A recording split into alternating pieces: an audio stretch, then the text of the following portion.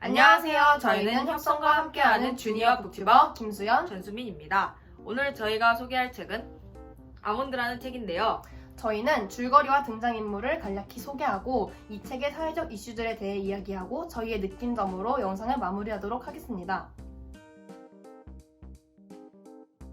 이 책의 주인공 윤재는 아몬드와 비슷하게 생긴 편도체가 남들보다 작아 감정을 잘 느끼지 못합니다. 그래서 크리스마스 이브에 가족들과 외식을 하다가 자신의 눈앞에서 할머니가 묻지마 살인마에 의해 살해당하고 어머니는 혼수 상태에 빠지게 되었지만 아무 감정을 느끼지 못합니다. 이전까지도 감정을 느끼지 못하는 탓에 타의적 유명 인사였던 윤재는 이 사건 이후 학교에서 완전히 이상한 사람으로 낙인 찍힙니다. 자신에게 어떤 기분이었냐고 묻는 친구에게 아무렇지 않았다고 대답하여 사람들은 그를 괴물로 인식하게 됩니다. 그러한 공간에서 윤재는 고니와 도라라는 두 인물을 만나게 되고 그 둘과 시간을 보내면서 많은 일을 겪고 감정을 깨닫습니다. 고니와는 우정을, 도라와는 사랑을 깨닫습니다.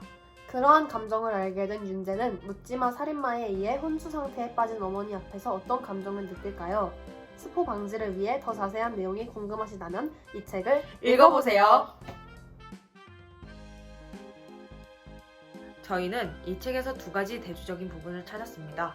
먼저 윤재와 고니의 성격적인 부분에서 첫 번째 차이를 느꼈고, 두 번째로는 윤재의 어머니와 고니의 아버지가 자신의 자녀를 대하는 태도에서 차이를 느꼈습니다. 윤재와 고니는 서로 정말 다른 성격을 지니고 있다고 할 수 있습니다. 윤재는 태생적으로 감정을 느끼지 못하도록 태어났고 고니는 감정을 상당히 많이 또 다양하게 느끼는 아이입니다. 저희는 이것을 보고 윤재는 감정의 온도가 극히 차갑고 고니는 감정의 온도가 아주 뜨겁다고 생각하였습니다. 윤재는 감정을 느끼지 못하니 자연히 감정 표출이 없는 반면 고니는 본인의 감정을 타인에게 강하게 표출합니다.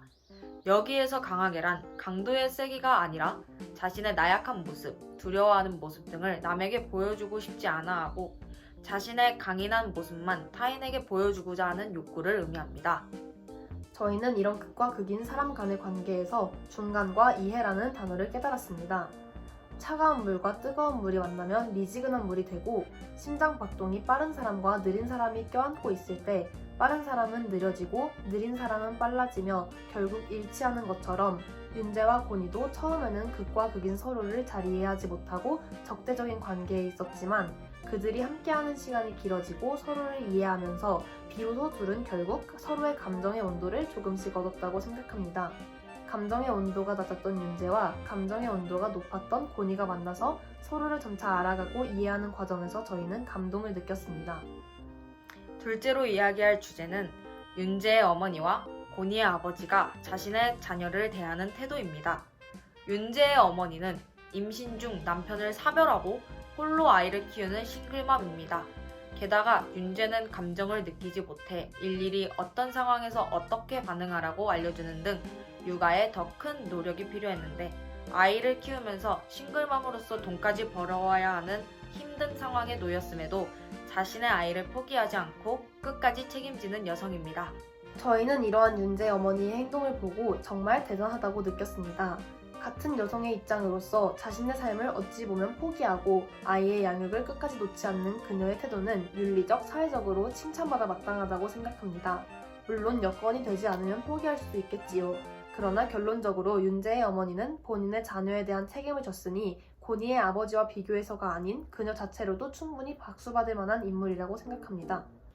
하지만 고니의 아버지는 교수라는 직책이 있고 충분히 아이를 여유있게 키울 수 있는 여건이 됨에도 불구하고 아내가 아프다는 이유로 아이를 우선순위에서 배제합니다. 사랑받으며 자라야 할 시기에 고니에게 충분한 애정을 주지 못한 것은 결국 아이의 탈선으로 이어졌습니다. 아이를 키우는 데 있어 경제적인 부분만이 가장 중요한 것은 아니지만 싱글맘인 윤재의 어머니보다 나은 상황에 있음에도 불구하고 아이를 끝까지 책임지지 못한 부분이 상당히 대조적이라고 생각합니다. 또한 고니가 햄버거 가게에서 윤재를 만났을 때 폭력적인 반응을 보였던 사건이 있었는데 이때 고니의 아버지가 아이를 때리는 장면이 나왔습니다. 저희는 이것을 보고 아이에게 평소에도 어려서부터 학대를 가했을 것이라고 예측하였습니다.